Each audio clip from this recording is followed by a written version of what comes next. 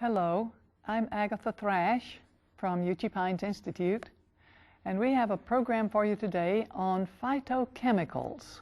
That's a big word, but it means something very simple, very common. The Lord put in all of the foods that He intended for us to eat, every nutrient that He intended for us to have, all that will be needed to keep us in good health. Listen to this from Genesis 1:29.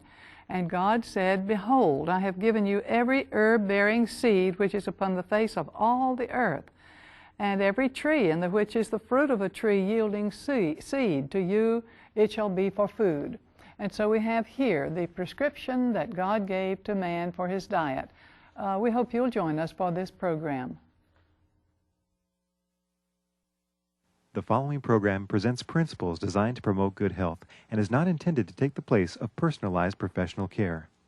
The opinions and ideas expressed are those of the speaker. Viewers are encouraged to draw their own conclusions about the information presented.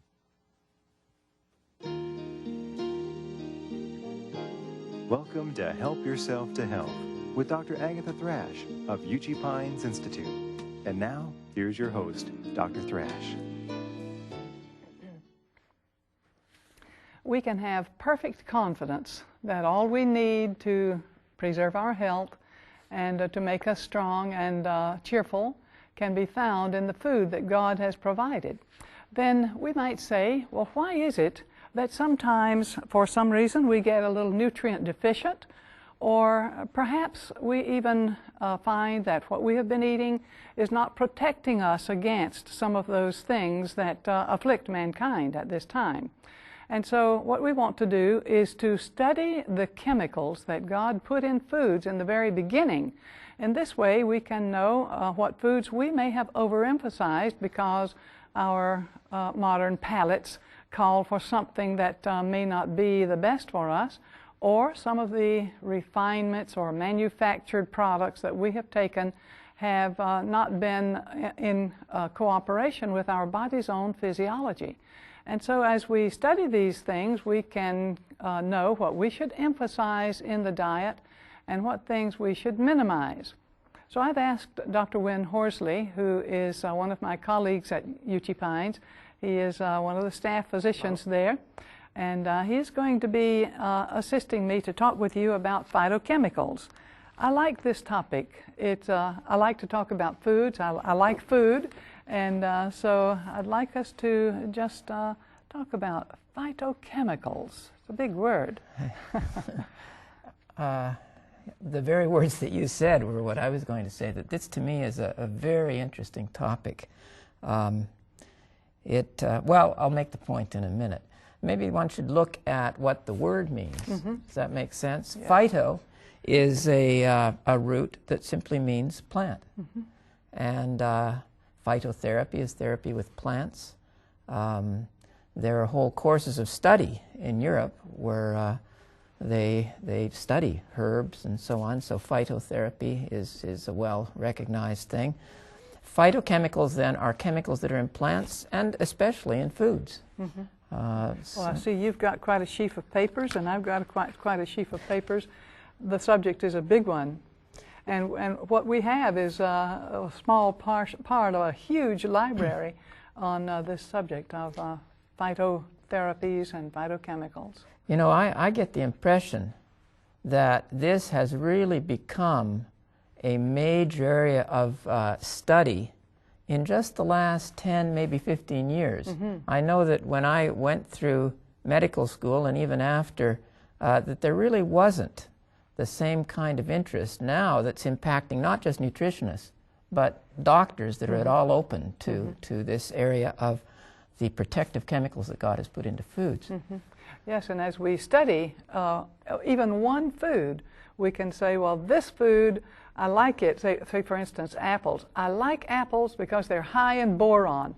Boron is good for the bones, and therefore women ought to eat apples because they are good for the bones with the boron. But then somebody else says, but apples also have this principle that normalizes the blood pressure. Ah, yes, so everybody who is susceptible to high blood pressure should be taking an apple a day. Oh, that's good. But then somebody else says, but then there's a lot of fiber In apples. Well, yes, anybody who has, so we just, you know, we go on and on. It's not just one food has one property. Right. You know, one could even ask, why didn't this become a subject of study? There was lots of science back in the 1950s and earlier. And maybe one should clarify that when we're talking about phytochemicals, we're not talking about the macronutrients, the big things that are in food usually. I suppose one could use it that way, but that's not usually the way the word is used. It's not talking, therefore, about protein or fat or carbohydrate that's in food. And it's not even talking about the trace nutrients like vitamins, where if a person or an animal, when they do experiments, they give them a diet without a certain vitamin for a certain number of weeks or months, and soon they'll develop a deficiency disease or even die. Mm-hmm. Here, we're talking about something that has a very unique property. A phytochemical in general is trace, but if you don't give it to the person, they won't die soon necessarily. They won't necessarily develop an obvious deficiency disease, but what's been found is that as the years go by, they can age quicker, or they don't have that protection that would keep them from cancer. Mm-hmm. And so one can see why in original studies on nutrition, this just didn't show up early along. Yeah, because it takes years sometimes or decades for these things to develop.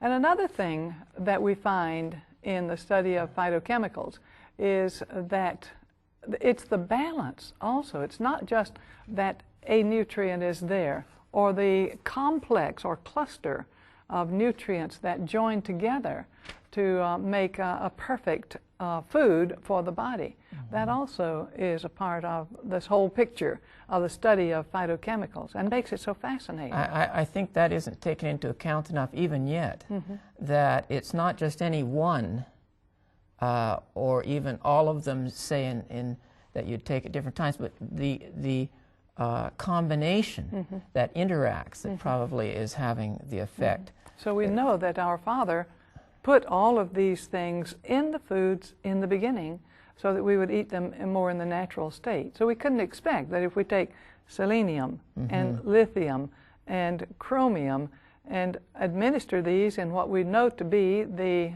daily requirement, we can't get the same effect as we can if we take the whole food. Absolutely. This is, before we started talking here, I was just thinking about this whole issue of phytochemicals. When you take it in well, you begin to see that it just goes straight against mankind's tendency to want to analyze and then willy-nilly play with foods. Instead, we should treat it almost like a sacred thing that God has put together just exactly what He wants and knows that we need. It's not wrong for us to cook things and to mix things, and sometimes we even peel or slice or take the heart of something instead of the whole thing. That isn't wrong, but what is wrong is for us to think that we can depend on supplying each little nutrient, and that's going to do the same work that God intended when He made the whole thing.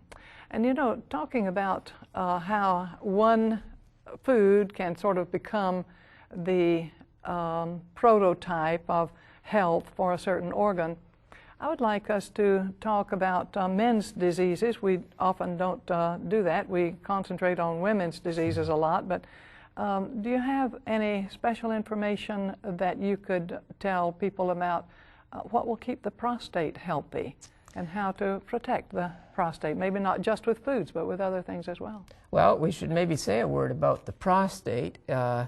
It's one of the issues of men's health that's right up at the top. Almost without exception, men as they get older, and from the age of sometimes even as early as 40 on, and by the time 60 years of age is reached, I would guess it's way over 80% of men have trouble with the prostate enlarging and starting to give urinary symptoms. And then prostate cancer turns out to be the most common cancer in men and perhaps in humans. Yes, almost every man old enough will get it. Will get it. So this issue of whether our diet can affect the prostate's health is one of real concern. Do you suppose that it's diet that determines whether, since we can expect that all men will eventually get cancer of the prostate, but so few men, relatively speaking, die of cancer of the prostate, do you suppose it's diet that, or is it lifestyle, or both, that protects some men? There's a fatal prostate cancer and a non-fatal prostate cancer, and what makes the difference? They both look alike when I see them under the microscope. Well, you know, on that issue, we don't even need to guess or suppose, because there's been some good scientific study that has made clear correlations between the diet that a man is following and whether he ends up with prostate cancer and the risk of death from it. Some of this study has shown things that could be suspected by just the wealth of material that's out there about diseases caused by animal foods. And sure enough, all the animal foods, meat, eggs, dairy products, do tend to cause an increase in prostate cancer. One that sticks in my mind, because it's old-fashioned cow milk that's considered the perfect food, this graph showed that when there was more than 2 glasses of milk, cow's milk, consumed per day, the risk of prostate cancer in that man went up quite sharply. Well, you know, that's similar to what it is with breast cancer. As certain animal products, especially milk, goes up, the incidence of breast cancer goes up. I have long suspected that there might be a relationship between the factors that cause breast cancer and the factors that cause prostate cancer. You have an idea about that? I think that there really is quite good evidence, and doctors have realized this. Even in the treatment of, say, breast cancer or prostate cancer, it's well known that the corresponding hormones, female hormones in a woman with breast cancer and the male hormone testosterone in a man with prostate cancer, are going to often, not always, but the large majority of cases are in fact going to foster, promote the growth of that cancer. And therefore, if you can block that hormone's activity, in fact, they used to do surgery, maybe it's still done, of castrating a man with prostate cancer, and then your growth will be cut way down in because the cancer. The testosterone, major testosterone source is lost. That's right. That's yes, right. I remember back when I was in medical school, they were already doing, in fact, that was one of the best procedures considered, was prostatectomy with an orchiectomy at the same time. So the testes and the prostate were both taken out at the same time. Now, on that issue, that's where these phytochemicals are so interesting. There are foods in plant foods that have phytochemicals that act as hormones. They mimic the action of estrogen or of testosterone. In general, they are quite gentle compared to the force of one's own hormones, and therefore they're not going to cause a tremendous effect. And in fact, the gentleness of their stimulation toward that hormone's activity is a help, because they will occupy the site, the receptor site, where that hormone would act in your body, and so they're blocking the hormone, your own hormone, that would stimulate to a more strongly, and so that they are then in fact damping, slowing down that stimulation that you would get from one's own hormone. It's interesting how our Heavenly Father looked down through the centuries and knew that in this age, with all the things that we have to make us have an increased risk of cancer, He gave us that protective thing with the plants. He put into the plants that would occupy the stimulating site for cancer by our own very powerful hormones. I'm thankful to our Heavenly Father for the way that He made us and made a world for us to live in that was very user-friendly. Should we mention one of those phytochemicals? Why, yes, I'd like it if you would. In fact, we won't get through your list here, nor mine. Well, you might have more than I do. I didn't write down a whole lot, but I thought we should say one anyway. All right. Lycopene. Lycopene is one of these phytochemicals that has been found to definitely help prevent and perhaps even help when the cancer is present to keep it from growing so fast. I've heard of dosing like 15 to 20 milligrams 3 times a day of lycopene, which is found in tomatoes. I'll tell you, instead of taking a little pill with 15 to 20 milligrams of lycopene 3 times a day, I would much rather eat the tomatoes. Absolutely. A whole tomato. No reason why you can't eat. You don't have to eat just a little slice. Oh, no. You can eat a whole tomato because they're only this big, you know. We always think of eating a whole apple. Now, you mentioned about the Lord does let us do some things with food, Yes. and cooking isn't, can in fact be helpful. It does. Here's a good example. Yeah. With cooking of tomatoes, it's felt that, in fact, if anything, you release more lycopene. And so tomato sauce, as long as you're using other good ingredients with it, is a worthwhile thing to use. In fact, it probably makes it so that we can absorb it better. No. And so the Lord instructs us that we should cook and that we should grind and whatever we wish to, but He has made these foods for us very nicely. Now I notice here that tomatoes are red and lycopenes are red. What about watermelons and beets and some mangoes and some other tropical fruits? Are they also high in lycopenes? Dr. Agatha, you're asking because I think you've got the answer. Yes, we don't have to take the pill. Okay. And let's say you're sensitive to tomatoes. Is all lost? You're not going to be able to get lycopenes because, think so. unfortunately, you're sensitive. No, you can eat a lot of other things. You can eat tomatoes or anything that's red. And a lot of things that are red are just absolutely wonderful to the palate as well. So, I'd like to come in with one other thing that has a fascinating story to me with regard to prostate cancer. This time, it's probably not lycopene. It is it's a phytosterol, that is one of these phytochemicals that acts like a hormone. And sterol, I would think that sterol would be one of the steroidal types like estrogen and testosterone. Yes. Yeah, those steroidal ones. So phytosterol. Phytosterols. And this was with respect to red clover. Red clover has quite a lot of this in it. Now the story is this. A doctor in Australia must have had some symptoms, perhaps a lump that was felt in his prostate. He had it checked out, and biopsy showed it was cancer. For some reason, there was a delay till the definitive surgery was done. During this time, he went ahead and took, I guess on a hunch, he had an idea that that red clover might do something, and he took a concentrated extract of red clover for those days or weeks till the surgery occurred. When they did the surgery and the pathologist looked at what should have been, necrotic, or not necrotic, it should have been cancer cells there. Instead, what was seen was a whole ream of dead, necrotic, that's where I want to use the word, the dead cells.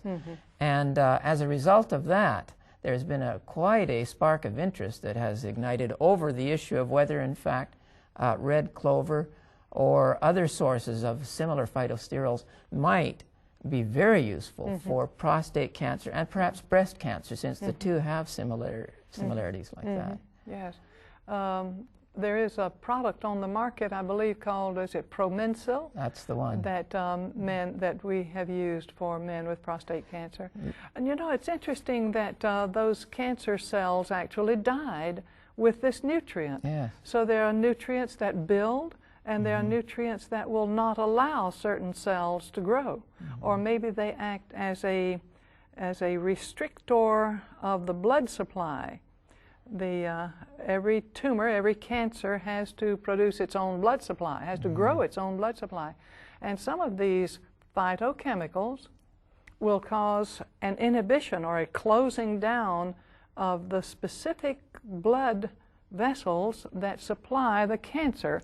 And when there is an attempt to increase the growth of blood vessels by the cancer, there is an inhibition of this so-called angiogenesis, or the building of blood cells. Yes, in fact, we have recommended and worked with people using a substance that has been extracted from what's called bindweed. Oh yes, bindweed. I think there's a fair bit of that around, and it does the very thing that you've described. It inhibits that growth of blood vessels that are required by a tumor or a cancer so that the cells will stay alive. Do you know if they have discovered what it is in bindweed, what that phytochemical name is? No, I don't recall the name. I don't know that either, but the term bindweed is sort of catchy, you know, and so I remember that one very well. I thought just one little point there. People think of cancer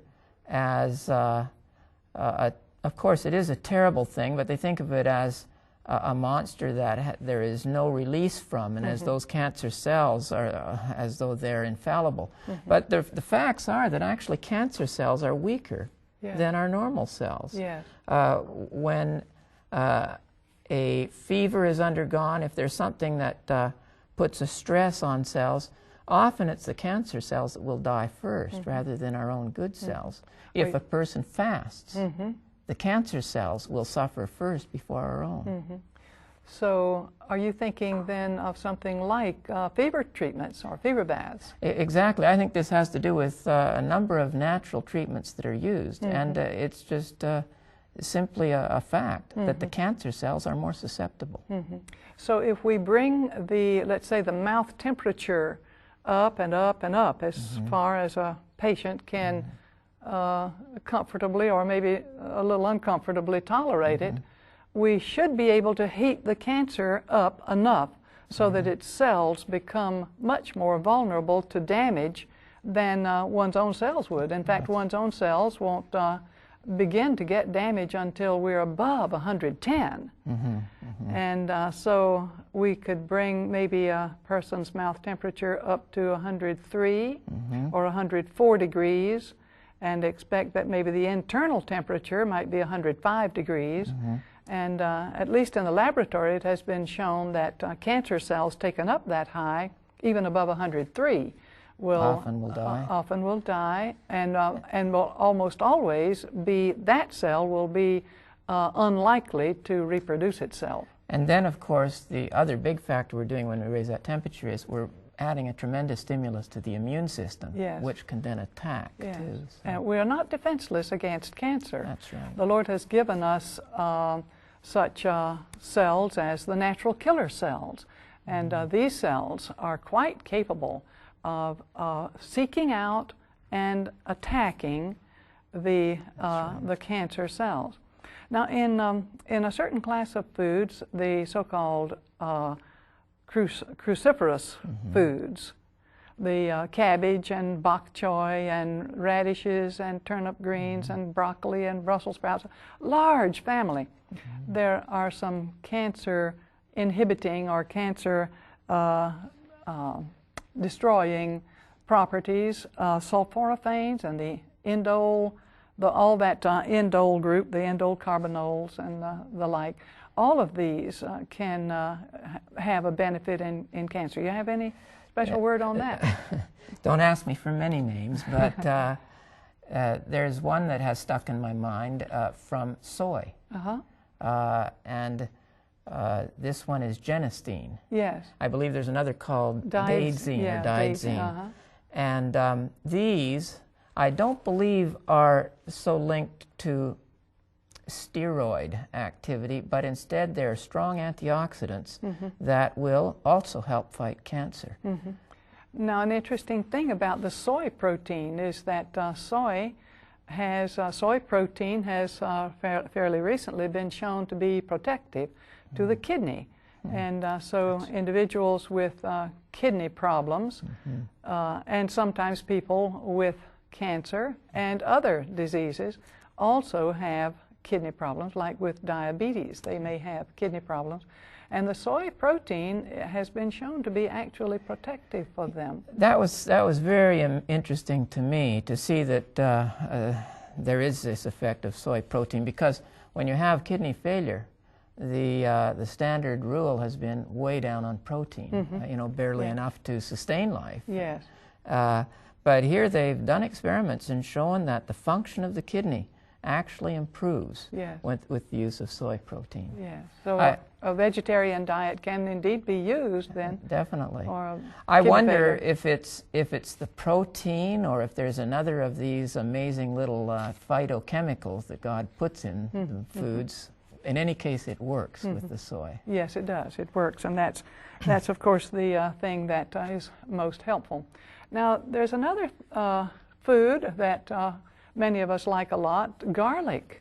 And what do you know about the phytochemicals in garlic? You know, there's a host of them in garlic too. And now again, it's how many names are there? You know, there's a whole list, and every week some new ones coming out, and a lot of them with long names. And I don't have many names at all. I remember Allison is one of them. Allison. And there's another one that is of interest to me. It's called ajoine that's in garlic. And I believe that is the main anticoagulant component of garlic. And when we speak of garlic, we're not talking about just one property. There's a number of medicinal properties of garlic. I think a lot of people have heard about it fighting infection. It's antibiotic in its nature, but it actually helps. They've shown that in animals that have cancers, garlic will somehow promote the immune system, or somehow work in there, and I don't think it's completely understood how, that it will fight the cancer. And there are several other effects of garlic, all of them probably mediated by these phytochemicals. Yes, you can see very easily why the ancients considered it to be the food of the gods. They also called it the stinking rose. And it does have some stinking properties, especially on the breath, but nowadays you can get some of the properties in the deodorized forms of garlic, which are quite common today. And if we did like the East Europeans, everyone eats garlic, and no one worries about a garlic smell. No one worries smell. about it. In fact, if you don't have garlic on your breath, you're considered to be a little bit gauche, maybe, not in with the in crowd. So as we think about these wonderful things, I'm just sorry our time has run out to talk about all of these wonderful things that God has produced and has put in the foods to make it so that we can be healthy and happy and of a good frame of mind.